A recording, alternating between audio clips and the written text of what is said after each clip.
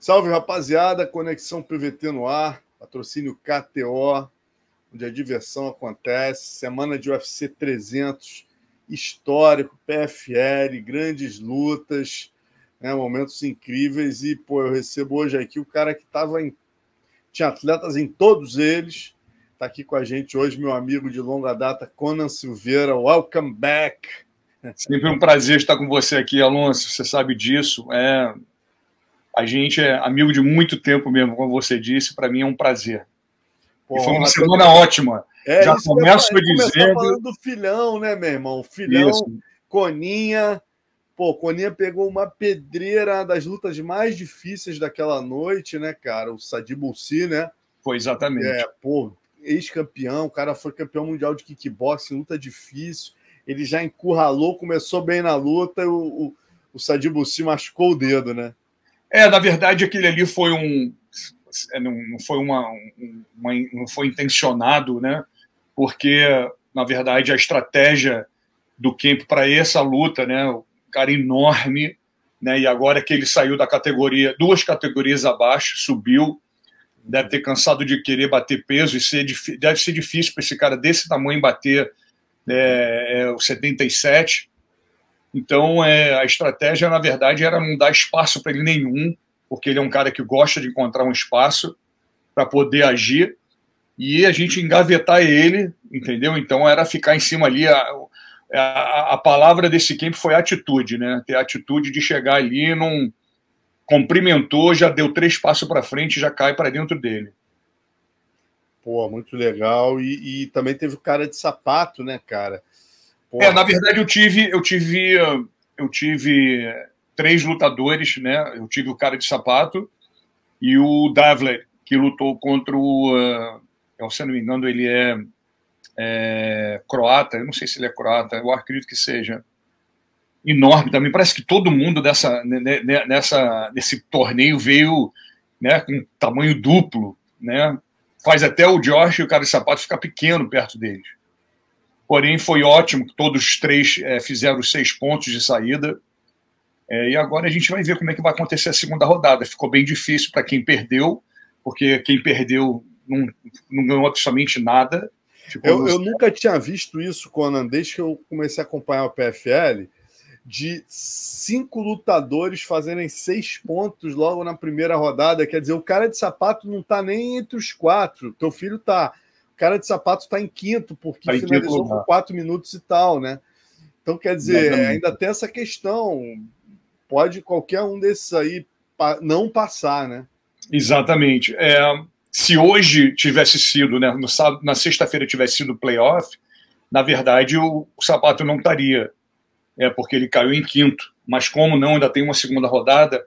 E eu acredito muito que isso vai impulsionar, a gente já vai saber praticamente a final na próxima rodada, né? Como é que isso vai... Não exatamente, né? Porque ninguém tem bola de cristal, mas a gente já vai ter uma ideia bem quase que certa como é que vai cair todo mundo, aonde vai cair. Essa segunda rodada vai definir bem o playoff mesmo. Pô, maravilha. E eu sempre tenho que te perguntar isso, né, cara? Graças a Deus, vocês têm muitos atletas disputando o mesmo espaço. E, pô, tem teu filho, cara de sapato. Como é que faz? Primeiro, treinamento. Segundo, se tiver que lutar já na próxima etapa, a gente já viu isso acontecer com o Raul, né, cara? E o Natan. E o Natan, né? Aconteceu. Como é que está sendo planejado isso internamente? Na verdade, Alonso, esse é um problema. Quer dizer, eu chamo de problema porque, visto do lado de fora, é um problema. Mas para a gente, na verdade, já é uma situação que a gente está quase que acostumado, né? Porque, como você disse, a gente tem bastante atleta, então acaba sempre, né? Eu levo isso para o lado positivo, todo mundo se enfrentando no final, né? Porque, de uma certa maneira, para o time é ganhar ganhando, né? Então, existe, né? Quando acontecem as situações, os camps são separados, os horários são separados, os treinadores são separados, e a gente segue em frente, né?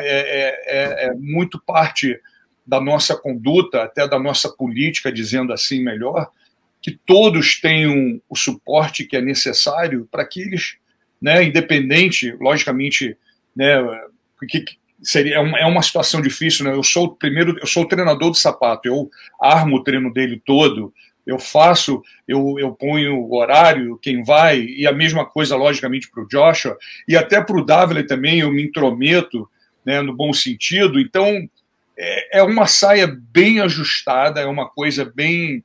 Mas a gente sempre consegue fazer, chegar onde a gente quer, fazer da maneira, sendo profissional, que isso é mais importante de tudo, e como eu disse antes, né, dar o suporte para o sonho do lutador, né? E seja o que acontecer na luta, acontece, né? A gente fica numa situação, como eu disse para vocês, é isso que acontece, não tem muita explicação, né? Tem como agir, a gente age... Mas vocês colocam corners diferentes, né? Por exemplo, se com certeza.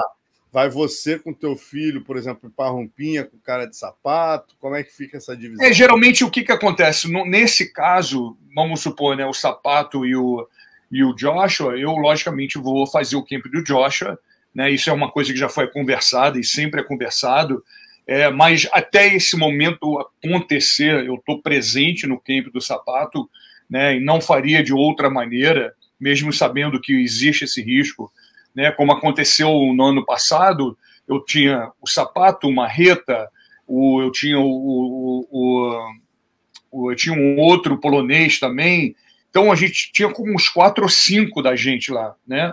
E até o último momento, eu falo mesmo, até a hora de acontecer mesmo e cruzar, eu assumo a minha responsabilidade, entendeu? Eu fico presente no camp. Na hora que acontecer, logicamente, né, eu tenho que ir, meu filho, né, cara, eu tenho que ir para esse lado, né? Não tem como. Eu acho que eu acredito que é a coisa certa. Mas antes disso acontecer, Alonso, se eu tiver que fazer 5 corners, eu faço sem problema nenhum. Mas aí, como você me perguntou, a gente separa todo mundo, né? Ninguém vê treino de ninguém comenta sobre o treino em horário diferente, né? Parceiros de treinos diferentes. Então, funciona. Tranquilo, vamos esperar acontecer, né? Tem muitas águas que vão rolar. Ainda tem muitas águas que rolarem aí. Vamos falar do UFC 300 que já rolou e tem muita coisa para a gente falar aqui, cara. Maravilhoso. Uma delas, o sucesso da Kayla batendo peso, né, Conan? Impressionante aí. Bateu assustadora, né, cara? A Kayla, ela tem logicamente, né, dá para você, é visível o comportamento dela, atleta, né, ela vem de atleta olímpica, medalha de ouro olímpica, então isso tudo traz uma determinação, traz uma seriedade, não é que os outros não tenham, mas pelo fato de que muita gente não sabe, né, tanto no judô como no wrestling, o bater peso não é como a gente faz aqui, bate o peso, tem 24 horas, aí se recupera, come bem ali, não. Tanto nos esportes olímpicos mesmo, você bate o peso e entra para você lutar, né? Você não tem essa espera. Se você lutar 2 vezes, uma na sexta e uma no sábado, como exemplo, você tem que bater o peso nos 2 dias. Então, existe não uma ajuda, mas existe um reconhecimento, né, dessa determinação, porque ela veio lá de cima, né, ela veio do PFL, pesada, né, tanto é que antes de ela bater o peso na sexta-feira passada, ela já tinha feito um treinamento aqui, um ensaio, que eu participei, inclusive, de ela bater perto do peso. Então, ela não bateu o peso na sexta-feira. Assim, a primeira foi novidade, nunca tinha feito. Não. Ela chegou a bater o peso aqui 2 meses atrás, se eu não me engano. A gente fez um corte de peso, simulou na sexta-feira, como acontece, bate o peso, como é que recupera, e tudo deu certo. Então, ela teve essa preocupação também, foi da gente, né, de chegar ali na hora, porque se você pede, né, quem pede para-chuva não pode ficar com medo de entrar na lama, né, meu amigo?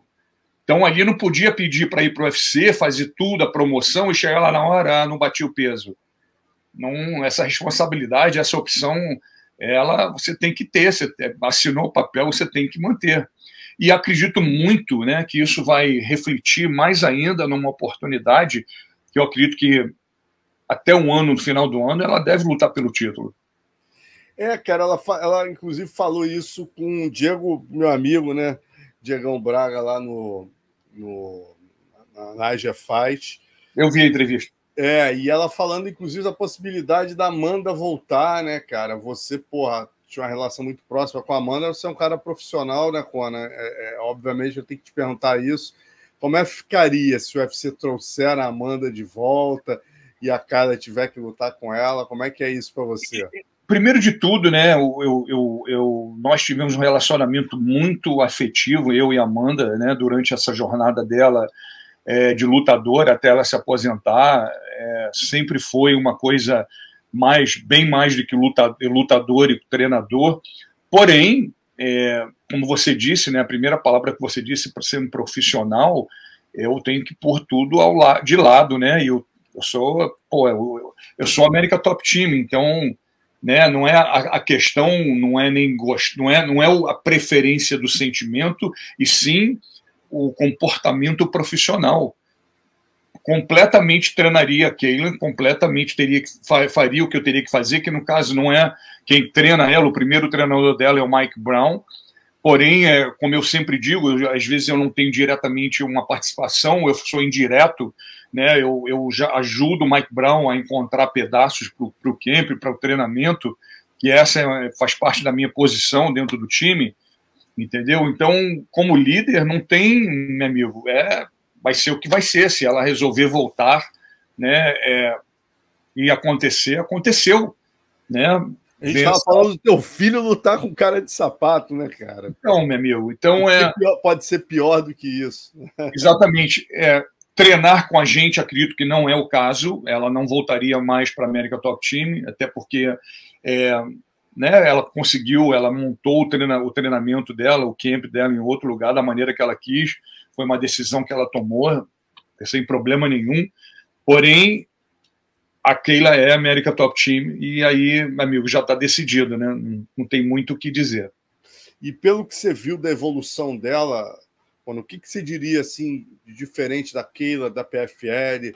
Né, obviamente, a última season ela não estava mais tão, talvez, motivada, né, por já ter ganho 2 milhões de dólares, conquistado tudo. Mas o que aconteceu com essa Kayla nova, a Kayla UFC? O que você diria que ela evoluiu como atleta de MMA? Eu diria para você, eu vou botar a evolução MMA, a técnica, dizendo assim, de lado, mas eu vou dizer para você que o amadurecimento, né, é uma coisa que eu não vejo muita gente falar sobre isso, até porque tem uma influência enorme, né? Às vezes eu vejo acontecer de lutadores não amadurecidos o suficiente aceitarem uma posição numa promoção, né, num UFC, num PFL, eles não estão preparados. Não quer dizer que eles não sejam talentosos, não quer dizer que eles não tenham técnica, é questão de amadurecimento. Que amadurecimento é esse? O amadurecimento pessoal, mental, que esse, na verdade, é o carro-chefe para você se tornar um profissional de MMA. Né? Você está pessoalmente amadurecido para você exercer e estar naquela posição.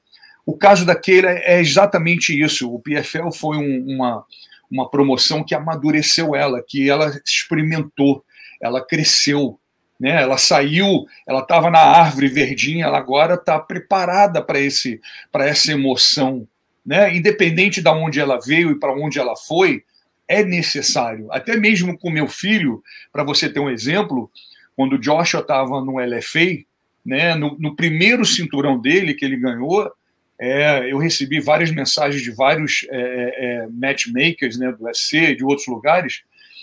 Traz ele, não sei o que. Eu falei, não está na hora. Você não está na hora. Se a fruta cair antes do tempo na árvore, você não tem como colar de volta. Você não tem como voltar ela para a árvore e dar mais tempo para ela amadurecer. Já era. Você vai ter que amadurecer ela através de outros processos, que não é bom. Entendeu? Então, você tem que ser respeitado esse processo de amadurecimento pessoal, porque, né, o lutador não é a primeira camada, a pessoa é a primeira camada, o lutador está atrás disso. Então, para mim, é necessário. Eu achei que foi muito bom E só vejo, mais ainda depois dessa luta de sábado, ela amadurecer mais, está mais preparada, né, está mais consciente ainda para um possível título. Tu acha que até o fim do ano ela vai estar com esse cinturão do UFC? Eu, particularmente, sim, acredito.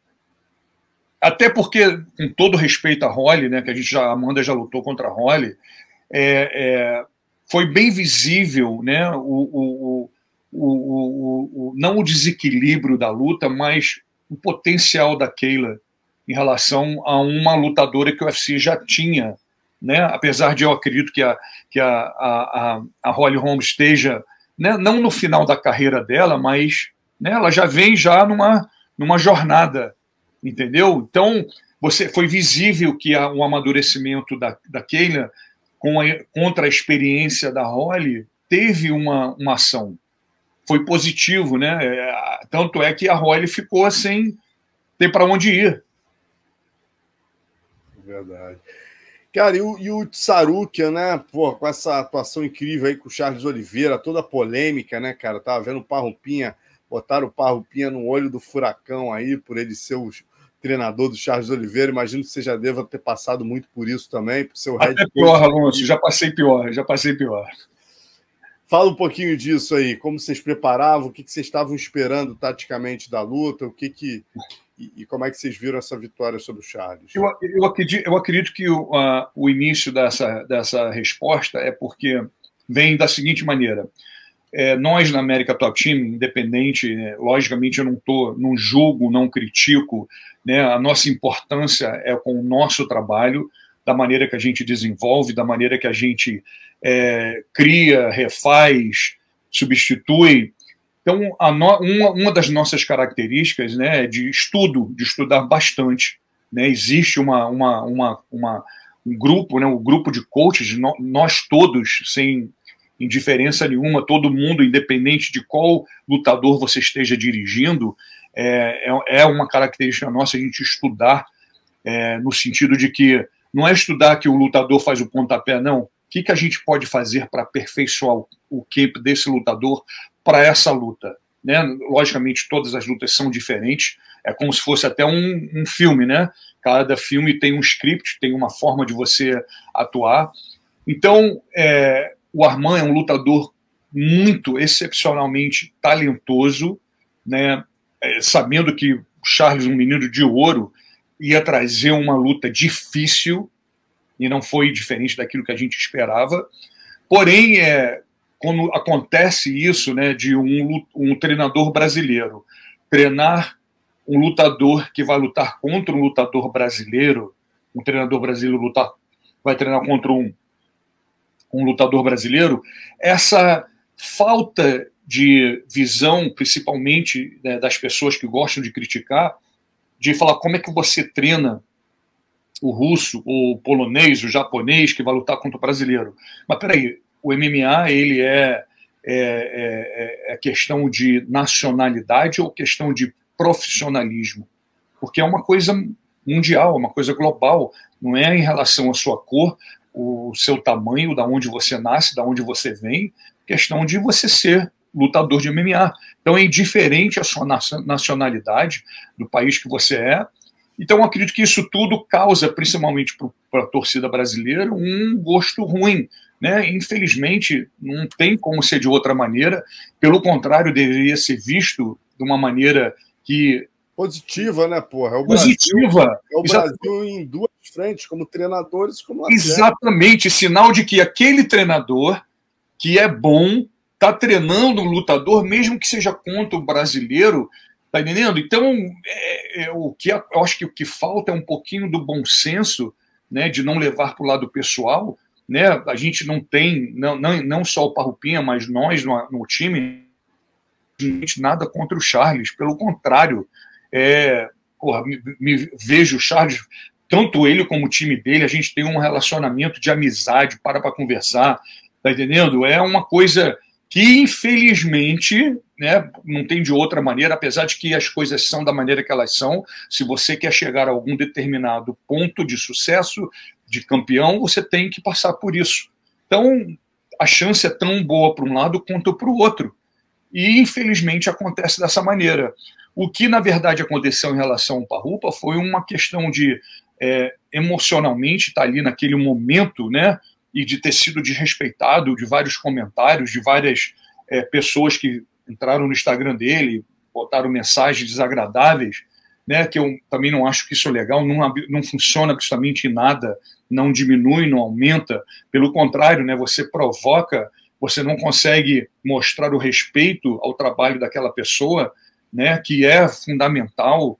Como você disse, né, pô, imagina, você tem um treinador que é bom, né, treinando um lutador e lutando contra um outro brasileiro, ou seja, quem ganha no final é o Brasil, as pessoas que representam o Brasil. Então, eu acredito que, na minha opinião, deveria ser visto dessa maneira.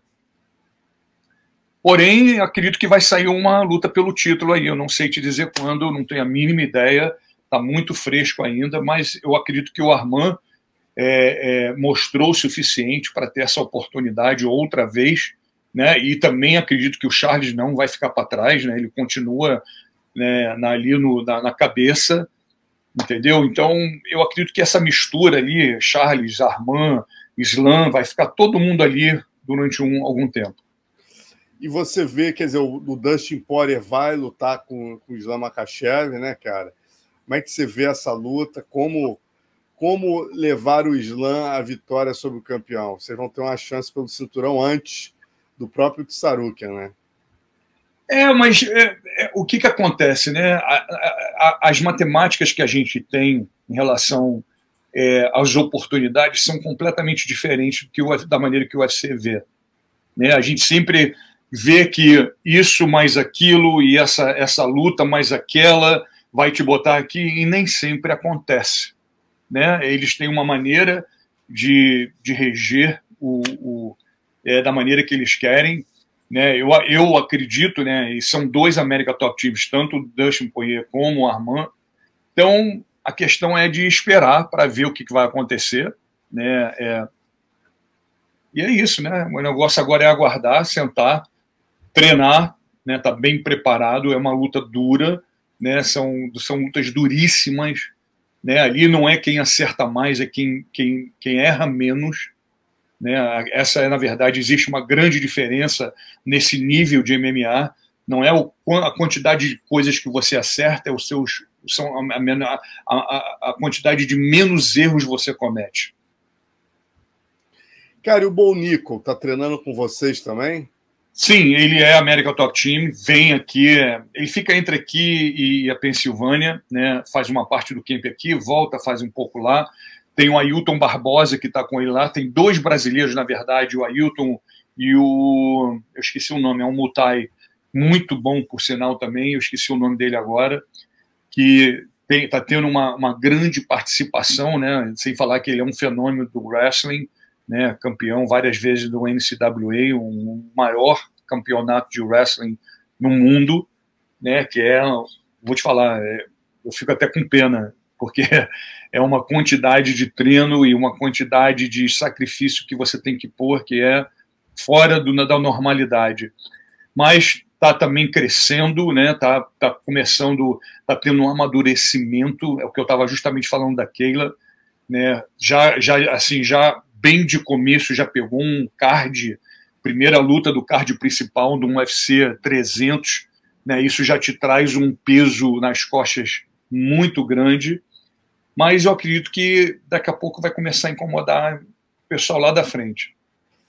O pessoal já está querendo botar ele com o Chimaev, né? Já é a hora, Conan? Não, acredito que não. Eu acredito que não é a hora, né? E como eu disse para você no que eu estava contando sobre o Joshua e a Kayla, a maioria dos lutadores, né? Eles veem a oportunidade como entendendo? Se eu não pegar essa oportunidade, eu vou morrer amanhã. E não, isso não é verdade.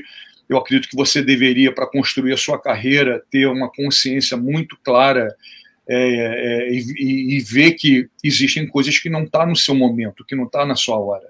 E falar não, muitas das vezes, é o melhor que pode ser, a melhor resposta que você pode dar para aquele momento, para aquela responsabilidade, porque você não está preparado, você não está maduro ainda. Entendeu? Então, eu acredito que não. Essa é a minha opinião. Não é o momento agora, eu acredito que também não vai acontecer, né? Todo mundo, depois de um performance, né, que ninguém esperava, né, já quer já te botar lá na montanha-russa, lá em cima. Não é o momento, na minha opinião. E quando a gente vai ter agora, né? Você vindo para o Rio falando em disputa de cinturão, já daqui a um mês, menos de um mês, né? Você vai estar aqui no Rio. São 2 semanas, isso? São 2 semanas. 28 você vai estar aqui, já estamos no dia 15/4. Pantoja fazendo a luta principal contra o Steve Erceg, né?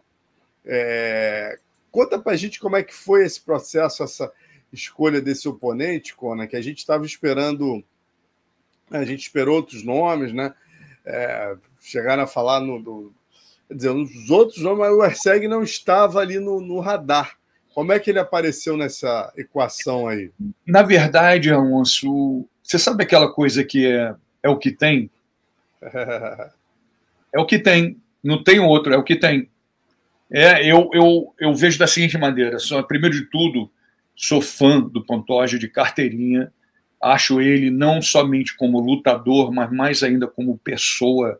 Ele é fora de série, é um garoto que veio banhado, feito em ouro, custou muito, lutou muito, botou muito sacrifício da vida dele para chegar onde ele está.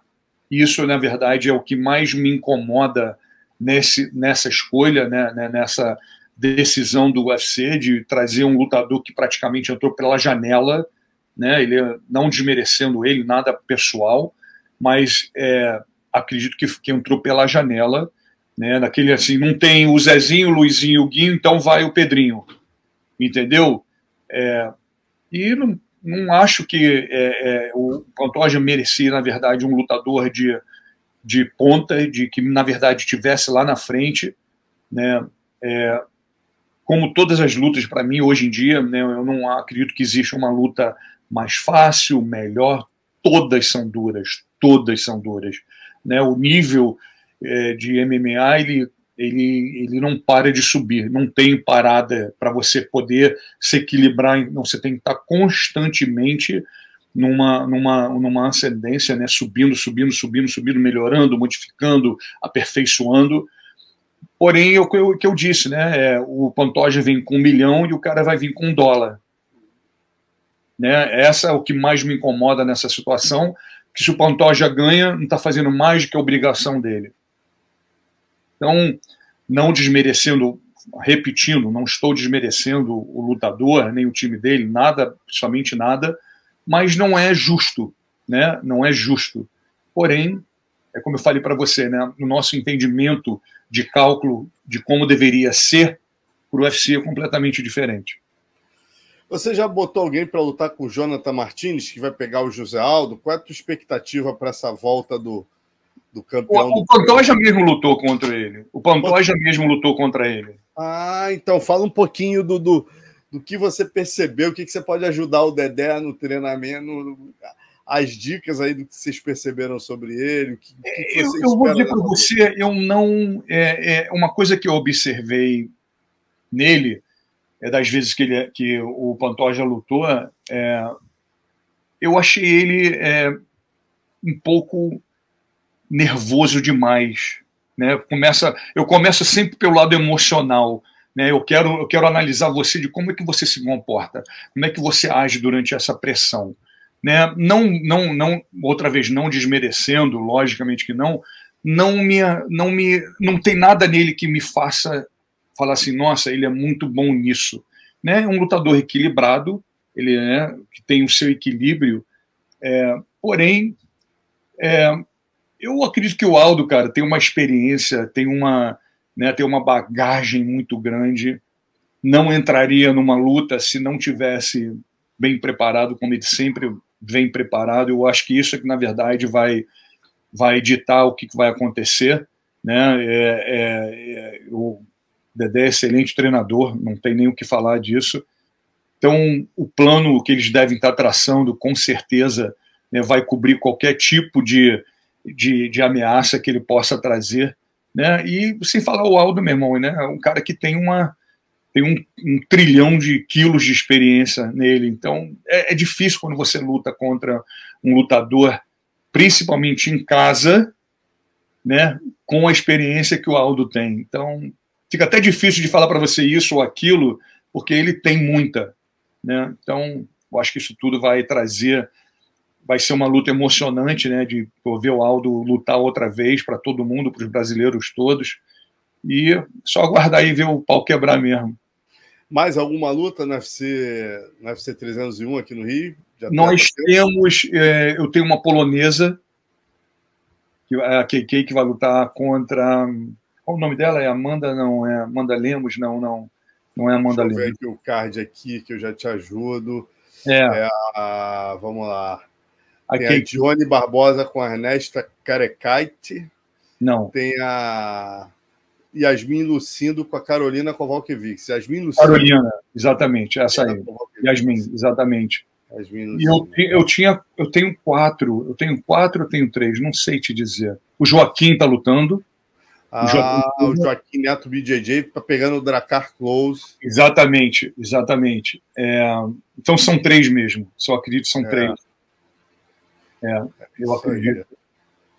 O Joaquim também é outro que eu vou dizer para você, né? Vem numa crescida, né? Ele vem numa evolução, né? Eu posso até dizer que ele está sendo bem maltratado no bom sentido, né? Porque não tem como você, com a quantidade de parceiros de treino que a gente tem aqui, com a quantidade de coach que a gente tem aqui, você não tem como encontrar 1 minuto de sossego, né? Não tem sossego na América Top Team, que isso é excelente. Parece até meio torturador, né? A coisa, né? Parece que a gente está entrando numa sala de tortura, mas é exatamente dessa maneira, né? E o Joaquim está vindo, né? Eu não consigo chamar ele de Neto, é muito difícil, eu chamo de Joaquim, né? E ele está vindo numa crescida, né? Tanto pessoal quanto profissional, que está, né? Tem 2 parceiros de treino, para você ter uma noção a cama de gato que eu armei para ele treina com o Natan e com o Rauchi. No mesmo sparring, os 2 entram contra ele. Não, logicamente não ao mesmo tempo, mas eu troco, então eu pego eles fresquinhos e só um pedaço só do treinamento dele. Então ele está vindo assim numa preparação, né? Num passo bem acelerado, né? Eu acredito que daqui a pouquinho também vai estar incomodando o pessoal lá na frente, que é uma outra situação, né? Ele já lutou contra o Arman, né? Tava eu de um lado e o Parrupinha do outro, entendeu? Acontece, né? São as coisas que a gente está não acostumado, mas a gente sabe lidar bem com a situação. Maravilha, Conan. Então é isso, meu irmão. Estou te esperando aqui no Rio, né? Botar os papos em dia pessoalmente aí. Vamos sim. Fazer o nosso encontro, né? Que é importante, é muito importante, para a gente se encontrar e conversar bastante. A confra toda, né? Ptolomeu e etc. Ptolomeu, presida e exatamente inspirado. Semana do UFC Rio, o pessoal está mais inspirado aí. Eu vou te falar que, para mim, né, logicamente, né, o UFC, a luta, o lutador, que eu estou indo, acompanhando, mas eu fico mais parte da minha alegria é esse encontro da gente, né, de a gente poder conversar de tudo, né, porque, pô, é uma sala de cientistas, né, é uma sala ali que você, meu amigo, se você não for faixa larga, não dá nem para você sentar na mesa para conversar, né, porque... Sem contar as histórias, né, meu irmão, só de Carson Gracie a gente... Nossa Senhora, ali eu vou te falar, é uma relíquia, é um tesouro, né, é muito bom. Que legal, meu irmão. Obrigado por nos receber aí. Estamos te aguardando aqui daqui a 2 semanas, cara. Isso aí. Exatamente. Daqui a pouquinho a gente se encontra. Já vou dar uma conferida lá no nosso grupo para marcar para a gente se encontrar. E sempre, não importa a hora, o dia, aonde eu estiver, sempre é um prazer falar contigo, Alonso. Igualmente, meu irmão. Obrigado, Conan. Abraço. Valeu. Abração, Portal. Coração.